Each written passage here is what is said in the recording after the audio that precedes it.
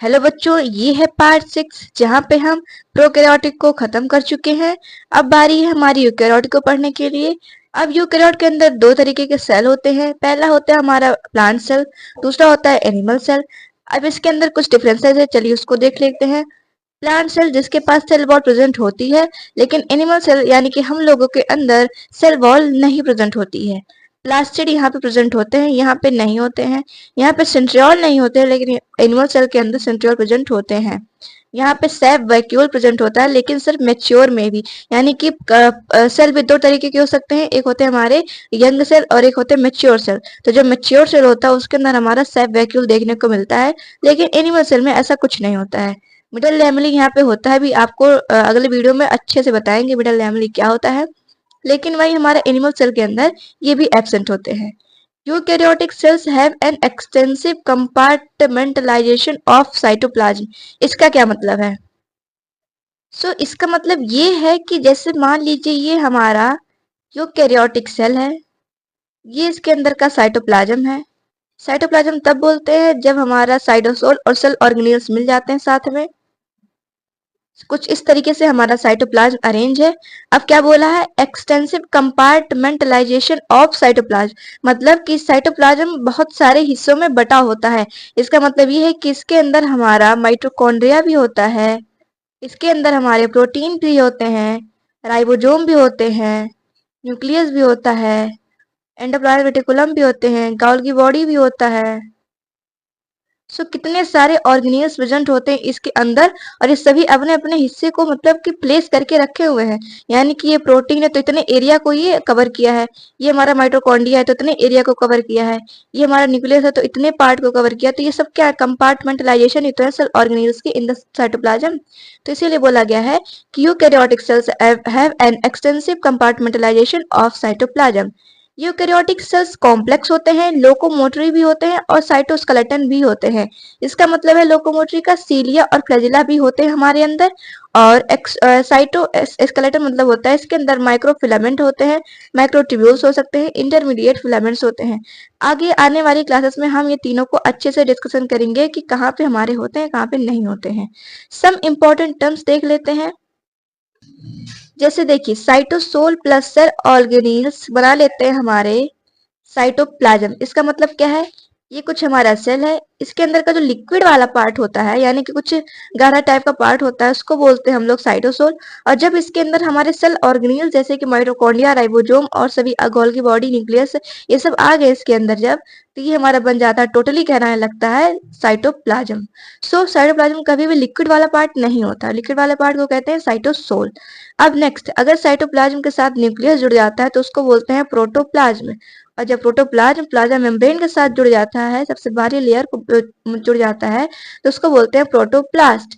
और फिर जब प्रोटोप्लास्ट के साथ सेल वॉल जुड़ जाती है, ये अगर देखा जाए तो एनिमल सेल के अंदर नहीं होता है, लेकिन प्लांट सेल के अंदर होता है। इसीलिए जब प्रोटोप्लास्ट सेल वॉल के साथ जुड़ जाता है, इसीलिए प्लांट सेल सिर्फ कहलाता है, एनिमल सेल नहीं कहलाता है। ये जो सेल वॉल होते हैं डेड सेल से मिलके बने होते हैं। ये रिजिड स्ट्रक्चर, मतलब कि अगर डेड सेल से कोई चीज मिलके बना होता है तो हमेशा वो रिजिड ही होता है। फुल्ली परमिएबल होता है, इसका मतलब कि हर एक मॉलिक्यूल्स को अलाउ कर देता है आने के लिए। Not present in all eukaryotes. Cell wall जैसे कि सभी के अंदर नहीं होते हैं, हमारे अंदर तो नहीं होते हैं, लेकिन जिसके अंदर होते हैं वो है हमारे डायटम्स, डायनोफ्लैजिलेट और फंगी और प्लांट सेल के अंदर। अब एल्गी, जो कि प्लांट कहलाता है, सबसे छोटा प्लांट होता है, और इसका कंपोजिशन होता है सेल वॉल का। सेलुलोज से मिलकर बनते हैं, गैलेक्टिन से, मेनन से और CaCO3 से मिलकर बने होते हैं एल्गी के सेल वॉल। लेकिन जो हायर प्लांट होते हैं जैसे हमारे टेरिडोफाइट, ब्रायोफाइट, जिम्नोस्पर्म, एंजियोस्पर्म, ये सभी मिलकर बने होते हैं हमारे सेलुलोज से, हेमिसेलुलोज से, पेक्टिन से और प्रोटीन से। अब सेल वॉल के फंक्शन क्या है? फंक्शन ये है इसके कि maintain shape of the cells. देखिए, अगर सेल वॉल को देखा जाए तो वो रिजिड होते हैं, मतलब कि टाइट होते हैं। तो जैसे कि एक प्रकार से आप कह सकते हैं कि जब वो टाइट होंगे तब वो शेप, मतलब जैसा सेल रहेगा हमारा तो वैसा का वैसा ही पड़ा रहेगा, यानी कि इधर उधर ऐसे कुछ निकले उकलेगा नहीं। तो ये शेप को मेंटेन करके रखता है, जैसा है अगर ऐसा है तो ऐसा ही रहेगा। ऐसे से ऐसा नहीं हो जाएगा। तो ये हमारा क्या करेगा, maintain shape of the cells, protect cell from the mechanical stress, infection, क्योंकि जो हमारा लेयर ये रिजिड होता है, अनडिजायरेबल माइक्रोमोलिक्यूल मतलब जिसकी सेल की आवश्यकता नहीं है उसको अंदर नहीं भेजता है, और its help in cell cell interaction, मतलब कि ये हमारा सेल है और इसके ये दूसरा सेल है, तो ये सबसे बाहरी वाली लेयर को बोलते हैं सेल वॉल, और इसके जस्ट बाहर वाली लेयर को बोलते हैं सेल वॉल। तो सेल टू सेल इंटरेक्शन में भी हमारा मदद करता है कौन, सेल वॉल। प्लांट सेल में यही सेल वॉल दो टाइप के होते हैं, primary wall and secondary wall. जो प्राइमरी वॉल होते हैं वो यंग प्लांट में होते हैं, और सेकेंडरी वॉल होता है मैच्योर सेल के अंदर। ये आउटर मोस्ट लेयर कहलाते हैं, और ये present inner to the primary wall. इसको मैं आपको समझाती हूँ। जैसे देखिए, ये है हमारा प्लाज्मा मेम्ब्रेन, जो लेयर में कलर कर रही हूँ इसको बोलते हैं हम लोग प्लाज्मा मेम्ब्रेन,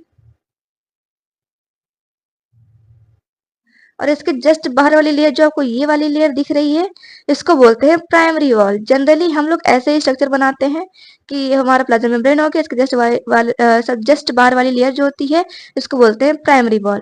यही हम लोग फिगर भी बनाते हैं, लेकिन ये हमारा सिर्फ यंग प्लांट के अंदर ही होता है। फर्दर जैसे जैसे ये प्राइमरी वॉल मेच्योर होता चला जाता है वैसे वैसे, यानी कि ये प्रोसेस होता है मेच्योरेशन का, और इसके अंदर जो प्राइमरी वॉल होती है ना, सबसे बाहर वाली लेयर जो होती है, ये क्या करने लगती है, इसके अंदर एक हमारा ऐसे कुछ मोथिक लेयर जैसा स्ट्रक्चर फॉर्म होने लगता है। किसकी मदद से फॉर्म होता है, प्राइमरी वॉल की मदद से सेकेंडरी वॉल फॉर्म होता है, और ये थिन होते हैं, जैसे देख सकते हैं आप, ये थिन है लेकिन ये थोड़े थोड़े थिक हो जाते हैं। अगर ये थिन है तो इसका मतलब क्या है, ये इलास्टिक होते हैं और फ्लेक्सिबल होते हैं। मतलब कि जब सेल हमारा छोटा होता है तो उसके अंदर यही प्रेजेंट होते हैं, और जैसे जैसे मेच्योर होते जाते हैं, यानी जैसे जैसे बड़े होते जाते हैं, ये कैसे बड़े होंगे, विद द हेल्प ऑफ, अगर सेल वॉल फ्लेक्सिबल होगा तभी। अगर सेल वॉल रिजिड होगा, टाइट होगा, तो फिर ये फ्लेक्सिबल होगा ही नहीं, मतलब बड़ा हो नहीं पाएगा। इसीलिए इसको बोलते हैं इलास्टिक और फ्लेक्सिबल, और इसको बोलते हैं इन इलास्टिक, क्योंकि ये प्रोटेक्शन के लिए फर्दर काम करने लगता है। ये कहाँ प्रेजेंट होता है, present inner to primary wall, मतलब ये प्राइमरी वॉल के जस्ट अंदर हमारा प्रेजेंट होता है सेकेंडरी वॉल। फंक्शन इसके क्या क्या है, helps the cell in growth and expansion, इसका मतलब बता चुके हैं हम। देखिए, हेल्प द सेल ग्रोथ, अगर कोई चीज हमारा सेल वॉल है, अगर हमारा समझ लीजिए रिजिड हो गया, टाइट हो गया, तो फिर मान लीजिए सेल अभी छोटा सा है, अब इसको बढ़ना भी तो होगा। तो बढ़ेगा कब, जब हमारा सेल वॉल ढीला ढाला होगा, यानी कि थिन होगा, इलास्टिक होगा, फ्लेक्सिबल होगा, जितना बढ़ा सकते उतना बढ़ा सकते हैं हम लोग, तो हमारा सेल मेच्योर होगा, यानी सेल बड़ा होगा। लेकिन अगर यही सेल को हम लोग टाइट रख देते हैं यानी रिजिड कर देते हैं, तो ये तो कभी बड़ा ही नहीं हो पाएगा, तो फिर आगे चल के फंक्शन कैसे करेगा ये। इसीलिए जो हमारा सबसे कह सकते हैं आप, यंग प्लांट सेल के अंदर जो होता है हमारा, ये इलास्टिक और फ्लेक्सिबल वॉल होता है, लेकिन वहीं हमारा सेकेंडरी वॉल के अंदर ये मैकेनिकल सपोर्ट प्रोवाइड करते हैं, क्योंकि इनका स्ट्रक्चर थिक हो जाता है और ये मजबूती देने लगते हैं। जैसा जैसा हमारा सेल मेच्योर होता चला जाता है वैसे वैसे प्राइमरी वॉल गायब होना शुरू हो जाते हैं, क्योंकि धीरे धीरे प्राइमरी वॉल ही सेकेंडरी वॉल बन जाते हैं, और grows as the cell mature, जैसे जैसे सेल मेच्योर होता चला जाता है वैसे वैसे सेकेंडरी वॉल बनता चला जाता है। आज के लिए बस इतना ही। अब मिलते हैं अगले वीडियो में, जहाँ पे हम मिडिल लैमेली, प्लाज्मोडेस्माटा और प्लाज्मा मेम्ब्रेन को पढ़ेंगे इन डिटेल में। तब तक के लिए धन्यवाद।